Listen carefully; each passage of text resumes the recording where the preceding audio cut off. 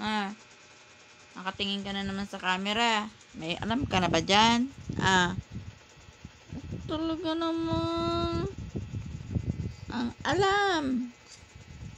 Puro dede. Ah, butog na ang pisngi. Didi pa more. Ba, pagkakadidi tulog. Pag nilapag mo, gising. Yan ang trabaho. Yan. Magpisil-pisil ng mga kamay niya. Grabe. Wala talaga siyang planong matulog sa gabi.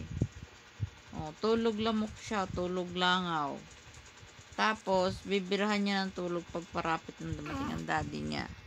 Tapos, sasabayan niya ng tulog maghapon. Ang daddy naman niya nababatrip.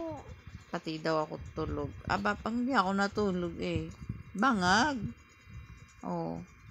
Kailangan ko ding sumabay sa baby ko pag tumulog. Kaya sa araw, pare-parehas kami tulog. Sa pagising ng asawa ko, walang pagkain. Nagagalit. Nakasimaho. Anong gagawin ko? Alam naman unahin ko yung So, sana understand na yun ng mga asawa. Nakagaya nito. Oh, asa na? Lagyan mo ng tissue yan. At ikawi. Awas na po ang pagkain yan. Ayan po. Oh, ayan po. Nakikita nyo? Ayun. Oh, kita nyo? Oh, yan. Ganyan lang trabaho niyan. Oh, yan trabaho mo. Diba? Oh, sige. Boxing, Manny Pacquiao. Oh, shoot.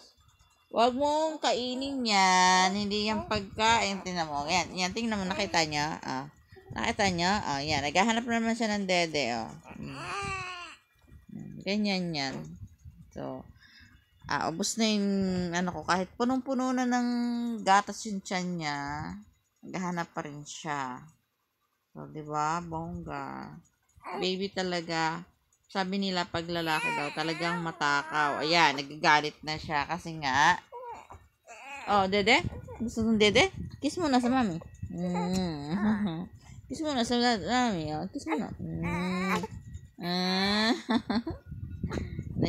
Naiirita siya kasi gusto niyang dumede na naman. Diyos ko, kung alam niyo lang po kung gaano katakaw. Ayan, matakaw, naghahanap na naman siya ng dede. Hindi siya tutulog. Tutulog siya talaga bukas ng umaga. My God, baby, Magba 1:30 na.